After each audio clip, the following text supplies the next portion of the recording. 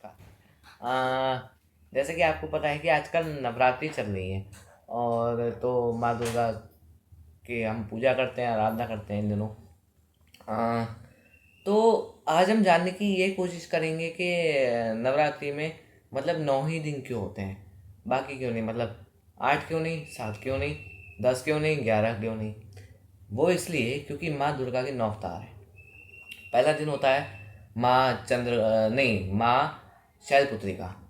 माँ शैलपुत्री जो हैं वो मतलब एक जैसे जब कोई बच्चा जन्म लेता है ना, तो उसके मतलब 2 ही हाथ पैर होते हैं।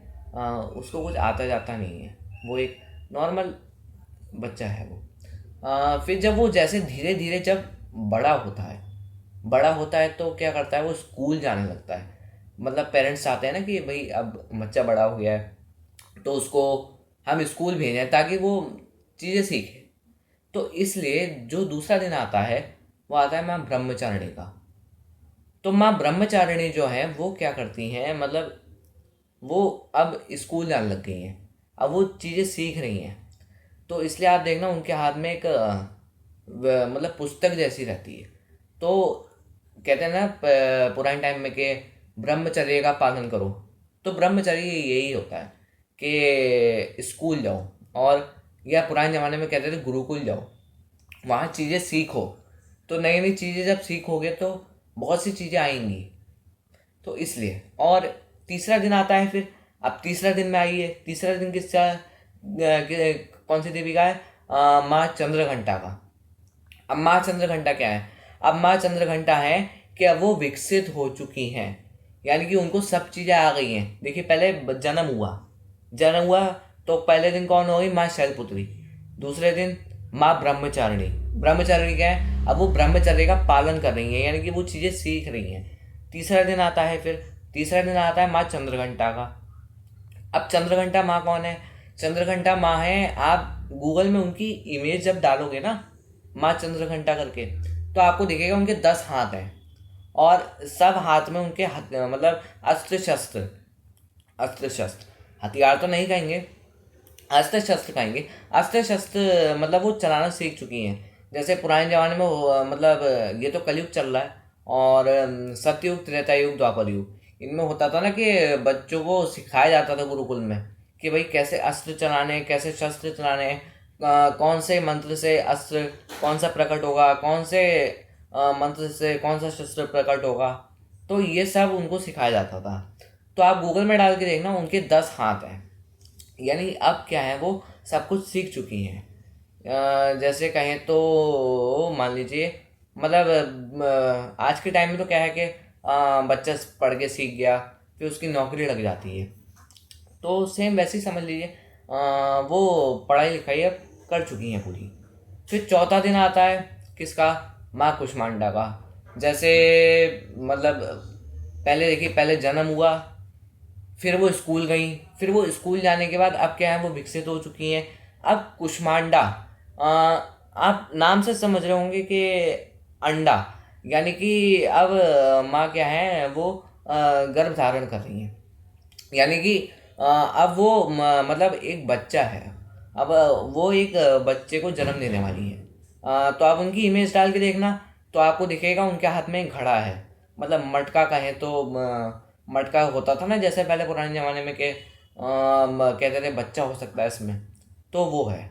पहले उन्होंने पढ़ाई की, फिर उसके बाद वो विकसित हुई, और अब वो जो है बच्चे को जन्म देने वाली हैं। फिर पांचवा दिन आता है, पांचवा दिन माँ स्कंद माता का। माँ स्कंद माता जो है, अब वो आपको समझ में आ रहा होगा कि पहले कुष्मांडा, फिर स्कंद माता। अब क्या है, वो माता बन चुकी है और उन्होंने किसको जन्म दिया है? स्कंद नाम के बच्चे को। यानी कि अब वो माँ बन चुकी हैं। पहले देखिए, मैं फिर से समझाता हूँ। पहले जन्म हुआ, फिर उसके बाद वो स्कूल गई पढ़ाई करने, फिर उसके बाद वो सीख चुकी हैं पढ़ाई, फिर उसके बाद वो उन्होंने गर्भ धारण किया, फिर उसके बाद अब वो क्या है, बच्चे को जन्म दे दे चुकी हैं।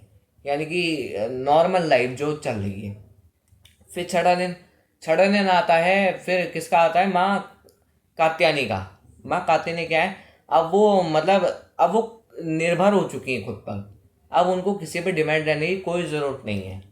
अब वो क्या है, उनके साथ उनका बच्चा हो गया, अब वो निर्भर हो गई हैं। तो अब क्या है, आप देखना, कहते हैं ना, महिषासुर का वध किया, महिषासुर राक्षस का। तो महिषासुर राक्षस का इन्होंने ही वध किया था, माँ कात्यायनी ने। अब फिर आइए, फिर आता है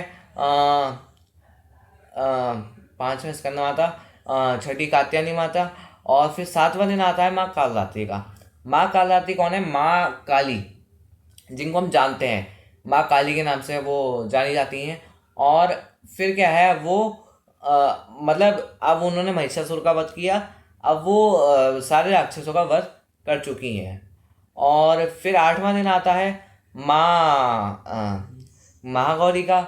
माँ महागौरी क्या है कि अब वो विवाह करने जा रही हैं शिव जी से। अब वो शिव जी से विवाह करेंगी। फिर उसके बाद आपको दिखेगा उनके दो पुत्र हैं, गणेश और भगवान कार्तिकेय। फिर नौवां दिन आता है माँ सिद्धिदात्री का। माँ सिद्धिदात्री जो है वो सब कुछ कर चुकी हैं और उनकी पूरी लाइफ हो गई है। तो ये सब हमको इससे क्या पता चलता है कि ये पूरी जो 9 दिन में जो पूरी, मतलब इंसान की जो एक ज़िंदगी होती है, जो उसका पूरा जीवन होता है, वो पूरा दिखाया गया है कि कैसे देखो जीवन जिया जाता है। और मैं एक चीज़ और कहना चाहूँगा कि सनातन धर्म जो हमारा धर्म है, दुनिया का एकमात्र ऐसा धर्म है जिसमें किसी, मतलब एनर्जी के रूप में किसी को, मतलब सर्वशक्तिमान मानते हुए महिला को जगह दी गई है। और कोई ऐसा धर्म नहीं मिलेगा आपको। फिर चाहे वो क्रिश्चियनिटी हो, चाहे वो सिख धर्म हो, चाहे वो इस्लाम हो, ऐसा कोई धर्म नहीं दिखेगा आपको। सब जगह आपको मतलब एक पुरुष का दिखाया जाएगा कि हाँ भाई, अगर कोई चीज़ एनर्जी में है तो वो पुरुष है। जबकि हमारा धर्म क्या कहता है? हमारा धर्म अपोजिट है बिल्कुल इन सब चीज़ों के। मतलब जो और भी धर्म है, तो हमारा धर्म कहता है कि माँ जो है, मतलब सर्वशक्तिमान है। यानी कि कहें तो कोई लेडी, कोई नारी जिसको जगह दी गई है, तो वो हमारा धर्म है। तो अगर आपको आज का वीडियो अच्छा लगा हो तो वीडियो को लाइक कीजिए, शेयर कीजिए और चैनल को सब्सक्राइब कीजिए। और अगर आप कहेंगे तो, अगर आप कोई कमेंट में नेक्स्ट टॉपिक कहेंगे तो उस पर ज़रूर बनाने की कोशिश करेंगे, वरना फिर हम अपने हिसाब से बना देंगे और आपको ऐसी ही बातें बताते रहेंगे। चैनल को सब्सक्राइब कीजिए। बहुत बहुत धन्यवाद। जय राम जी की।